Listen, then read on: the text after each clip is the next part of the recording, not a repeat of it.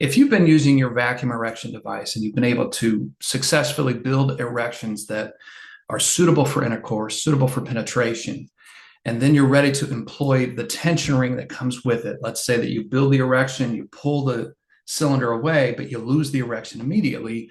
That's where these tension rings come into play. But I'm hearing from just a few men who are saying that they're facing challenges when they try to transfer the ring from the cylinder onto the base of the penis. They're losing their erection in the meantime. So I want to try to cover some tips and suggestions for that. The first thing I would tell you is to make sure that you're using the right lubricant. So the lubricant that we have here at Tim Medical is a water-based lubricant. And I think the most important thing here is the thickness of the lubricant. Because what you're aiming for here as you build the erection is to hold that vacuum seal as long as you can until it comes time to put the tension ring and transfer it from the cylinder onto the base of the penis. So just make sure when you're using the lubricant that you're lubricating the entire penis. You're also lubricating on the inside of the cylinder here. So I'm aiming for lubrication on the inside, but focusing a lot on the bottom of the cylinder here. So I've got good lubrication here. I also want to make sure that I've got good lubrication on the outside of the cylinder. So the reason I'm doing that is so that when I transfer the tension ring, it's got a smooth path to travel. So there's no friction, there's no resistance, there's no rolling. And then just as important here, I want to make sure that I'm applying the lubricant here, right here on the edge of the cylinder. And that's just helping with that vacuum seal. So once I've done all that, everything's lubricated, I want to then put the tension ring on here. And I'm going to use an ErecAid tension ring level. This is A.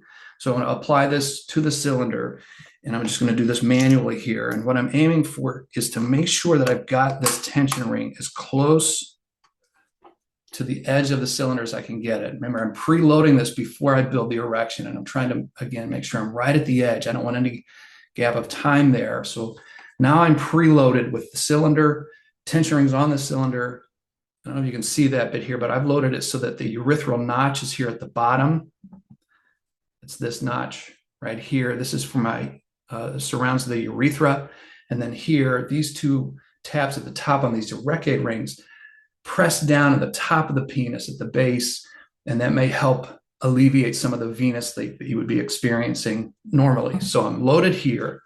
The important thing, and this is going to be hard to do like this, but I'm building the erection very aggressively here with the pump. That's not how you'll do it. I'll just go nice and slow, but I'm here. So I've got a good vacuum seal. Now, what I expect might be happening for some of you is that you are, now once you've built the erection, everything's good, you're breaking the seal, even slightly, then transferring the tension ring onto the base of the penis. What I want to encourage you to do is to consider that what you're trying to do is displace the vacuum seal without breaking it with the tension ring. So when I come here and I just transfer this onto the base of the penis, let me get my thumb in here, that might help a little bit with this transfer.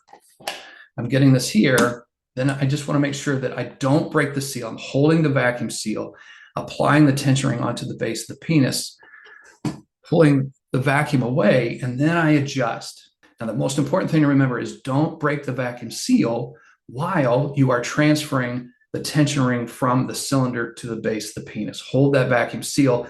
Let this then serve essentially as a constriction or a vacuum seal while you pull the cylinder away from the body, and then you're good. Now, this also applies for the Pos-T-Vac rings. They give you a little more freedom in terms of how to take those off of the body, but I've got here a Pos-T-Vac vacuum erection device. I'm going to load this on here the same way. I want to make sure that when I build the erection, I'm not breaking the seal. And then I've got that tension ring here on the edge of the cylinder. I've got a good vacuum seal as I do that. And then I transfer this onto the base of the penis quickly without breaking the vacuum seal. That's so important to not break the vacuum seal, because even if you're losing 7-12% of your erection once you build it and you pull this away, in that meantime, if you lose a little bit, you might compromise the firmness of the erection. So just hold the vacuum seal, transfer it, then pull the vacuum device away from the body. Another thing I would note for you is that it is entirely possible that you're doing all of those things right, but what you're finding is once you've done it over just a brief period of time, you're losing your erection. So just keep in mind with the ErecAid tension rings There are 4 different sizes. There are 2 different sizes on the inside diameter. There are 4 different tension strengths. So you have the A, that's where you start. If you start here, but you still find that you're losing your erection, then it's time to go to B. So you can notice between A and B, the inside diameter is the same, but the tension strength is stronger here on the B than it is on the A. And the same thing is true for the C and the D. So I've got a C ring here. I've got a D here. The inside diameter is the same, but the tension strength on the D is stronger than the tension strength on the C. So if C's not working, you're losing your erection. You've got a good one when you transfer the tension ring onto the base of the penis, but then you pull the device away. Theoretically, you should be holding that blood in there firmly. If C's not working, it might be time to go to D. And the same thing's true with the Pos-T-Vac rings. You'll always receive 3 of these rings with your device. You can see here, the largest, next size down in terms of inside diameter, and then the third size here, it's smaller. This looks like that should not be that significant.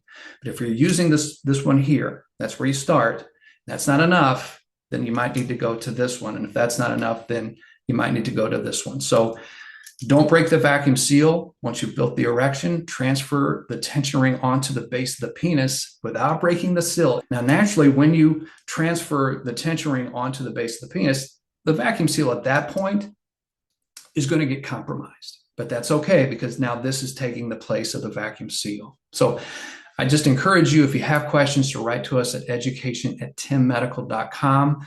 I'll do the very best I can to answer any questions that you have about all of this process. Sometimes it's trial and error. It's learning this while you're not in the heat of the moment of intimacy. You're sort of practicing this, and then you find what works for you. Everybody's different, but I do think some of these tips that I've offered here today will move you in the right direction. But write to us, and remember, if you buy more tension rings at any point, anytime you enter the code YouTube15, that's the number 15, you'll automatically save 15% off of anything that you purchase. So I encourage you to do that.